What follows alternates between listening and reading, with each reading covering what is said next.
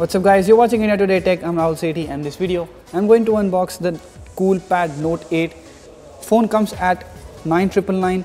So the price, as you will see at the back of the box, is 13,999. Coolpad says the best thing about the phone is its 5.99-inch display, which has thin bezels. It doesn't come with a notch.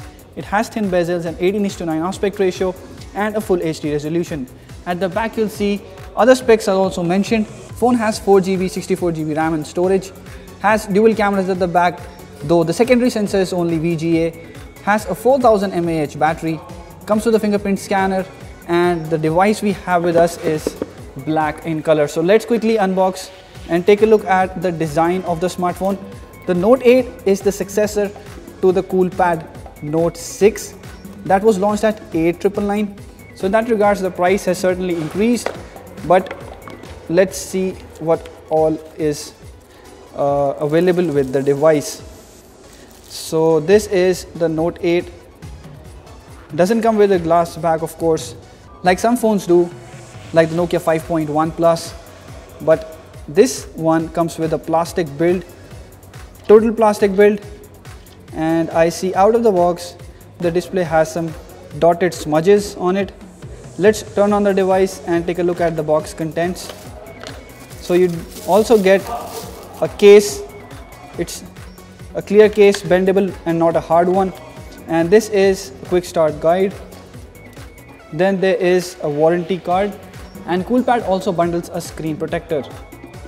Next in the box is a charger, quite a small one, and has a 5V 2 ampere of output rating, which means it's a 10-watt adapter.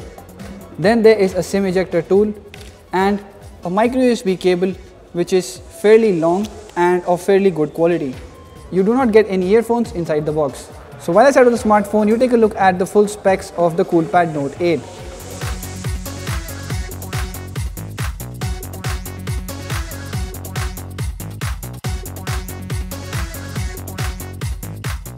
Alright, so I've set up the smartphone, and the Coolpad Note 8 is a fairly big phone. You'll see the form factor is not wide, but it's a tall one, so it doesn't really feel a big phone, but it's a tall one, so you'll see the ergonomics of the phone are not very good. Using it with one hand won't be really easy. On the other hand, there are phones like Nokia 5.1 Plus that give you about the similar display size, but in a very small form factor, again thanks to the notch. The Coolpad Note 8 is still made on the older lines of having a thin bezel design. Anyways, if you take a look at the phone, at the top bezel you get proximity light sensor and ambient light sensor, notification LED, front camera and earpiece. At the bottom you get 3 on-screen keys. On the right you get the volume rocker and the lock button, and they are not really very tactile. At the back you get a fingerprint scanner, a dual camera setup accompanied by an LED flash. At the top you get a 3.5mm audio jack, and at the bottom you get a micro USB port with a single speaker grill. And if you take a look at the slots, you get a hybrid one, so you are either able to add 2 SIM cards or add 1 SIM card or a micro SD to expand the storage. So I set up the Coolpad Note 8, and if you'll see the interface, it's very close to the stock one, but there are some additions and changes according to the Coolpad UI. It runs the Android 8.0 Oreo, and the last security patch you will see is of July 5, which is not recent at all.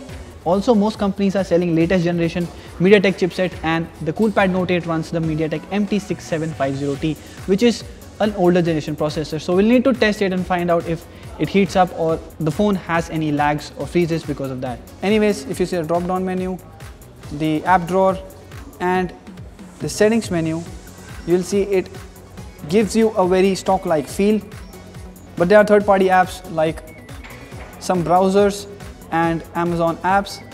The phone supports both face unlock and fingerprint scanning, so I've set up both of them, and let's see how fast it is. So if you see the fingerprint scanner, it's not as fast as what you get on Redmi smartphones, but it's pretty quick. The face unlock, as you will see, is also not very fast, but it's faster than the fingerprint scanner, and you may use it to unlock your smartphone, although it may not be as secure as what you see with IR sensors, and also it may not work in every lighting condition. For example, in very dark situations it may not work. Let's take a look at the display quality on the phone and we'll then jump on to the cameras. So the display on the Coolpad Note 8 is pretty nice. You can expand the display to fill the screen like other 18:9 aspect ratio smartphones, and the brightness levels are also pretty nice. The blacks are quite deep and the colors come out to be really accurate. They are not over processed and look pretty nice. Coolpad says the Note 8 is all about the display and it doesn't really let it down. Now if you take a look at the cameras, you'll see the autofocus is slow, but it's quite accurate and it tries to get focus every time. Also the shutter is very fast. It clicks a photo in blink of an eye, which is quite a nice thing. Also let's take a look at the front camera, and the front camera also is detecting my face, so it's pretty nice. And if you take a look at the color reproduction, the colors captured are accurate, though the details are not very good. I would say they are decent, but the overall photo, as you'll see, is very usable, not over processed, and a nice one. We took some photos in other lighting situations as well, and it's a pretty nice camera. Although in the bokeh mode we did find it to be pretty slow. It takes about 10 to 15 seconds to process a photo, which is a very long time. And the results are also not very impressive. As you will see, the background blur is not even. But then again, at this price point, it's not fair to judge a dual camera setup with a lot of details, although the details on the camera are pretty nice. And if you zoom in good light situations, you'll see the color reproduction is also pretty accurate. So overall, the Coolpad Note 8 comes out to be quite a surprising smartphone, like most Coolpad smartphones. I mean, at first it doesn't really look like a very nice device. You'll see the icon pack is slightly old, so it doesn't really give a very good feel of the interface as well, though it's mostly stock, and the speed is also quite nice and apps open very fast.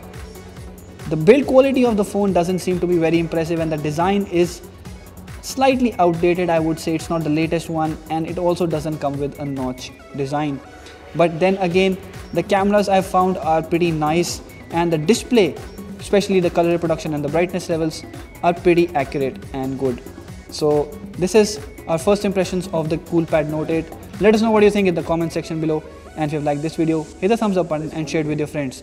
Also let us know what you think about the Coolpad Note 8 in the comment section below. Thank you for watching this video.